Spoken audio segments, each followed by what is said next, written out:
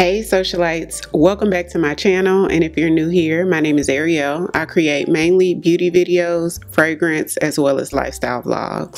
So be sure to hit the subscribe button so you too can become a socialite. So today's going to be a video that was requested by one of the socialites, and that's basically the breakdown, the different type of powders. So I think we're just going to call this the ultimate guide to powders. I just want to quickly tell you guys the difference between a setting powder and a finishing powder. So a setting powder is a powder that you use to set your liquid or creamed foundations or products. So let's say you put down a liquid foundation or cream blush or both on your face. You want to set that in place, that way it doesn't melt off or move around and start creasing and just basically coming off. So to set that in place, you need a setting powder. Now there's also a thing called finishing powders, and typically finishing powder is used to do something to the finish of the skin, whether it give the skin a radiance or a mattified look or a glow.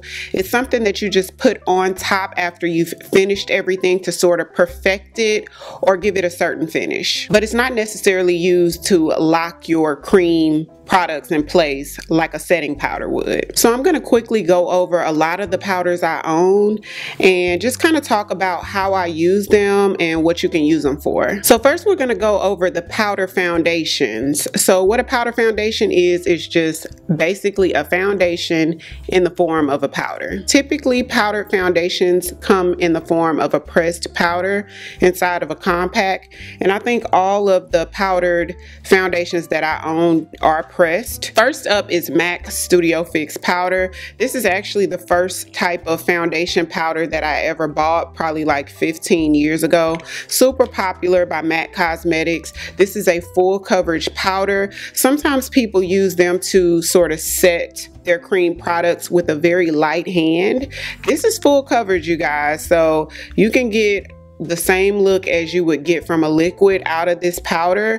So I wouldn't necessarily use it to set a cream or a liquid foundation, but I do know some people do. And some people use it, like I said, as a finishing powder. You can lightly dust it over your cream products just to give it a smooth, perfected look. And this gives you a completely flawless look, and it gives you a very much a matte finish. So there's nothing radiant or glowy about this at all. It's going to be full coverage and matte. Next powder is a drugstore powdered foundation, and this is similar to the MAC Studio Fix powder, and this is the e.l.f. Camo powdered foundation. This is what it looks like. This is another matte finished product that gives you very much a full coverage. Next foundation powder is the Tarte Amazonian Clay foundation. This is one of their newest powder foundations. This also gives you sort of a matte finish, but it looks a little bit more satiny to the skin, a little bit more velvety than the first two that I showed you. But this can get you like a medium to full coverage. Doesn't look heavy on the skin to me, in my opinion. This is one of my favorite foundation powders. And then my number one foundation powder, you guys, is the newest Makeup Forever foundation powder. Now this is their HD Skin Matte Velvet powder, and it gives just that. It looks very velvety on the skin. It makes your skin look beautiful. Gorgeous product. It doesn't look too heavy at all. It lasts a really long time, and this color matches me perfectly. My number one favorite powder foundation. And the last powder foundation is the newest to my collection, which is the brand new Sephora collection foundation powder. This is their new matte Best Skin Ever foundation powder. I actually wear two colors that match me so great. I'll put the color to every single powder that I'm using in the description box, by the way. So this is what it looks like. This also gives you pretty much a matte finish to the skin, and it is also very much full coverage. I get about 4 to 5 hours before I start getting oily with this one. And honestly, all of my powdered foundations, I get about 4 to 5 hours before I start seeing shine. So I just have to make sure that I use a really good mattifying primer underneath. Sometimes I don't. I just know like within 4 to 5 hours that I'll probably have to blot my skin. So now we're going to move into the setting powders. Now, like I said, these are the powders that you're going to use to set your liquid liquid or cream products in place, it's going to give you a more of a mattified look, even though it doesn't have to be matte, but it's going to keep your makeup from looking shiny and just finish off the look basically. So the setting powder I probably use the most is my Laura Mercier translucent loose setting powder. It does come in a loose form, and as you can see, it's one of those powders that sort of has that whitish finish, but when you blend it in, it does go completely transparent. Now this powder does give you a makeup look, meaning although you can get a natural appearance from it, when you set your cream and liquid products with this, you are going to be able to tell you have makeup on. It's not completely undetectable even if you wear like a skin tint, but it is very beautiful. It photographs amazing, lasts a long time without creasing on the skin. I highly recommend this one. Like I said, I use this more than anything. It does come in different colors. I also have it in the translucent medium deep color. It's the same exact powder but in a darker shade. So the translucent shade can go from any skin tone, from the palest of white to the deepest, pretty deep, maybe about a few shades darker than me. If you're more than 3 or 4 shades deeper than me, I would go with the translucent medium, but I've used this on some really dark skinned people before, so this can really range as far as who can wear this powder. But this one for darker skin tones, if you're lighter than me, I would not recommend this because this one does lean a little bit dark on my skin. It is pigmented.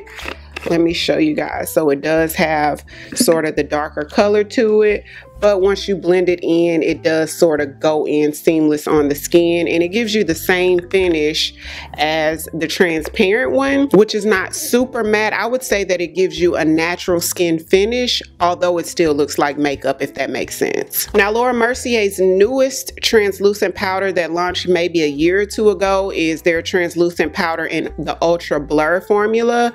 Now, this is translucent just like the first Laura Mercier that I showed you. Oops.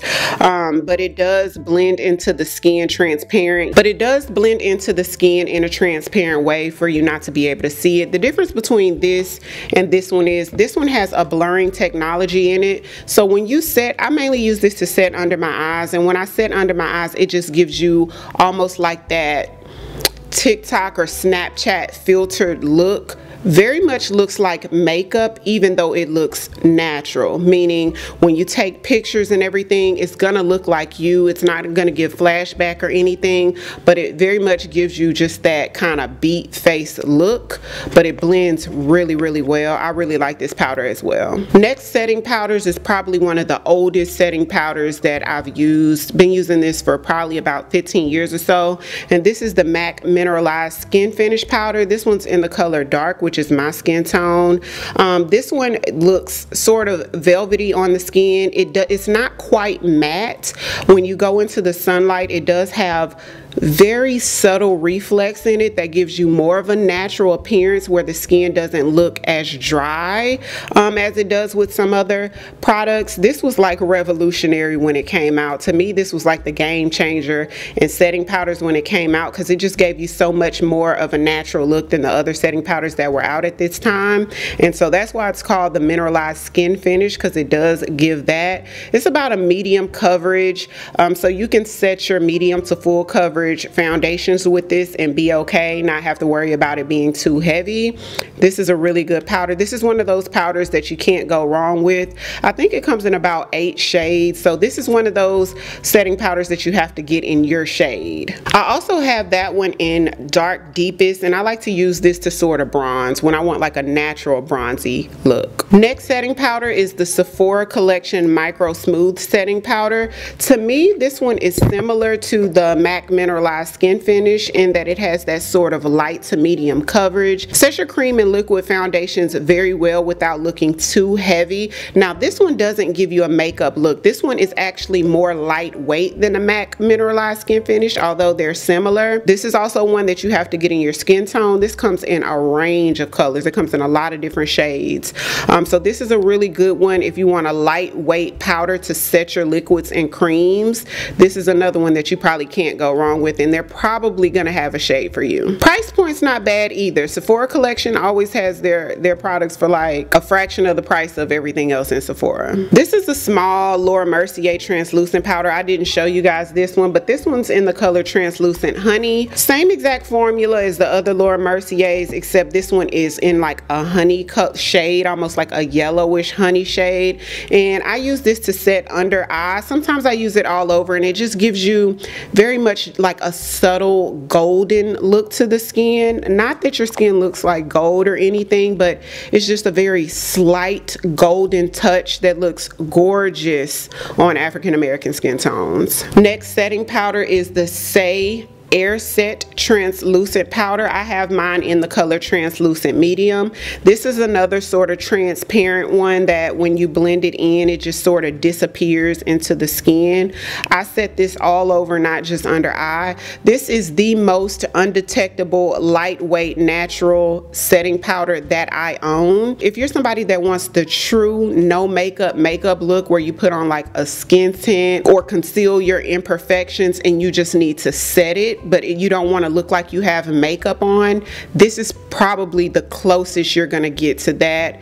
Virtually undetectable, super lightweight, ultra natural. When you say skin like, this gives skin you will barely be able to tell that you have anything on your face. Next setting powder is the NARS Soft Matte setting powder. This is their newest setting powder that launched towards the end of last year.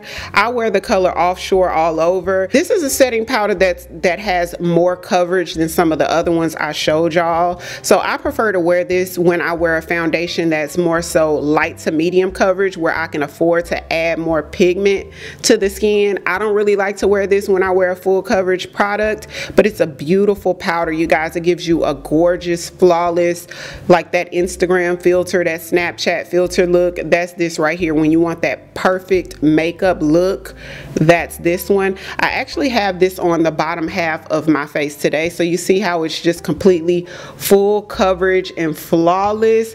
That's what this will give you. Next is one of the newer powders to my collection, and this one is the One Size Ultimate Setting Powder in the color Ultra Pink.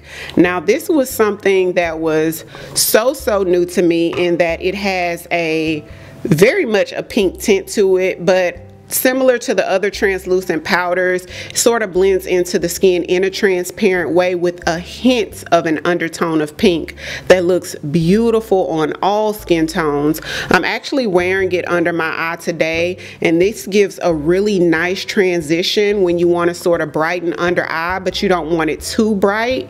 You want it kind of like a toned down version of brightening. It's more toned down than like the Laura Mercier translucent powder. This color gives you that, a little bit more natural looking than that. This formula is super buttery and flawless. I highly recommend it. Next powder is the Charlotte Tilbury Airbrush Flawless Finish Powder. Now this one is the small size. It also comes in a really big compact as well. This one's in the color 2 Medium. So it looks like this. For me, I use this as a finishing powder. So I set under eye with this. I actually have this on just a tiny bit in my very inner corners, but I only use this under eye. This is a super lightweight powder, meaning you can never apply too much. You can go in this compact 5 times and set under eye with it, and it will never look too heavy. I love this powder.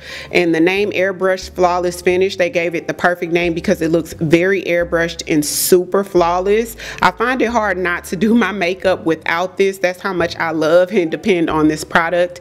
It's really good. I've also bought the big one in like a darker skin tone that was closer to my skin tone to set all over, which looks nice as well. So that's why I say it is a setting powder, because a lot of people use it to set their cream and liquid foundations, but I more so use it as a finisher. So after I finish my whole entire face, I'll just take my brush in here and sort of go under eye just to give it that smooth, flawless look under there.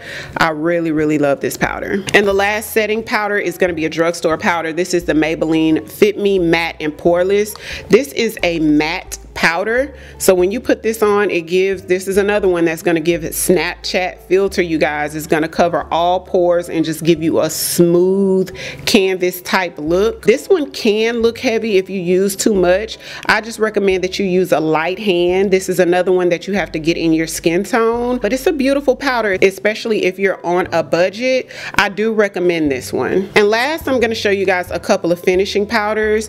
Now, I did show y'all the Charlotte Tilbury Airbrush Flawless Finish, so that went in the category of setting powder because you can set your liquids with it, or you can use it as a finisher just to give you a blurred look. So I also use this, like I told you, under eye as a finisher. But another one that I really like, and I have this in a couple of colors, is the Hourglass Ambient Light Powder, and this one's in the color Eternal Light. This is what it looks like. Now, this is a finishing powder that you apply to give the skin a different type of look to the skin. This gives you a sheen.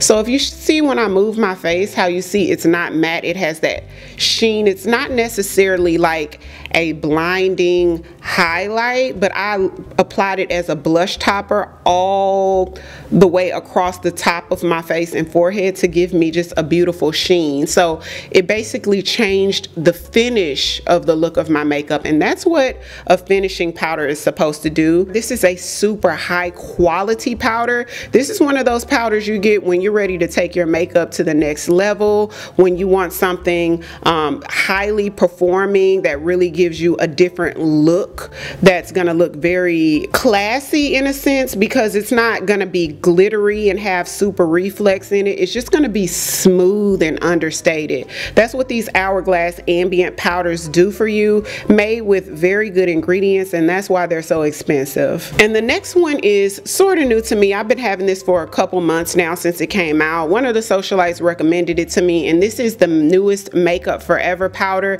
This is their Twist and Light powder. So this is one of those powders that has 3 different shades in it, and when you twist the bottom of it, the powders mix together and settle in the middle, and you can put it all over. I put this in the category of a finishing powder because it does have very subtle, almost undetectable reflex in it. So let me put a little bit, I'm gonna swatch it for y'all. So this is what it looks like. It has a slight pink tint to the color that I wear, but it doesn't show up on the skin that way. So when you put it on, you blend it in, and in the light, it has a sheen that's similar to the Hourglass that I have on, but it's a lot more undetectable than that. In fact, it's so undetectable that I use it, and most people use it to set their entire face.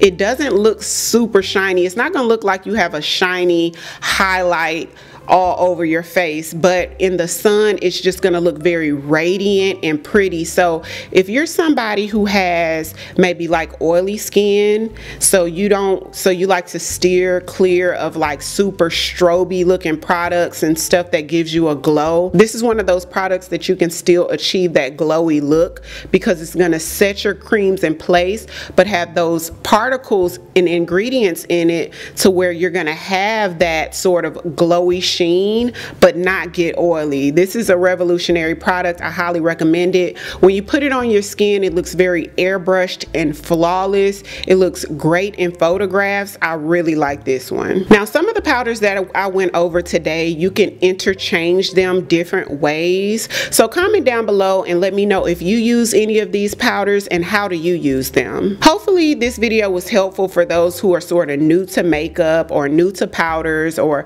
don't know the difference between powders. Every single thing that I used today will be linked down below in the description box, including the shades that I wear in them. So go ahead and check that out. If you're new here, welcome. Don't forget to subscribe on your way out. Thank you all so much for watching, and I'll see you on the next one. 'Cause I've been where you are. You're too scared to show me love. 'Cause too fresh with the scars. Well, I don't have the answers.